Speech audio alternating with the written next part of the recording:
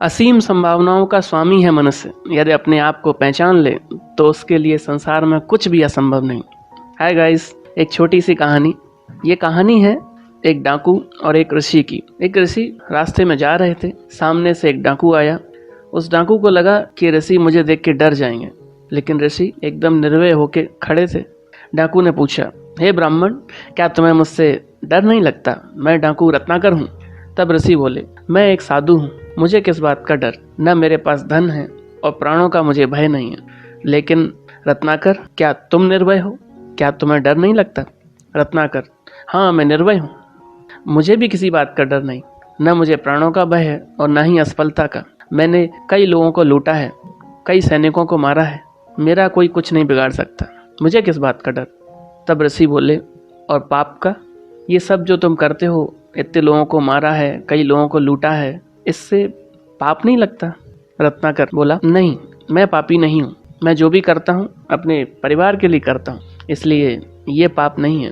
तो ऋषि बोले, कोई पापी अपने आप को पापी नहीं मानता, ये कौन तय करेगा कि ये पाप है या नहीं है? तो रत्नाकर बोला, बताइए कौन तय करेगा? ये तय करेगा तुम्हारा परिवार, जिनके लिए तुम ये सब करते हो। इसलिए रत्नाकर, अपने घर जाओ और घर जा कर के अपने परिवार से पूछो कि मैं जो कुछ भी करता हूँ वो पाप है या नहीं है, और अगर पाप है तो क्या वो मेरे इस पाप में भागीदार हैं? रत्नाकर ने कहा, ठीक है, मैं अपने घर जाता हूँ। रत्नाकर अपने घर गया और अपनी पत्नी से पूछा कि मैं जो कुछ भी करता हूँ क्या वो पाप है? पत्नी बोली, हाँ, आप जो भी कुछ करते हैं वो पाप है। तब रत्नाकर बोला, तब तो तुम भी मेरे इस पाप में भागीदार होगी।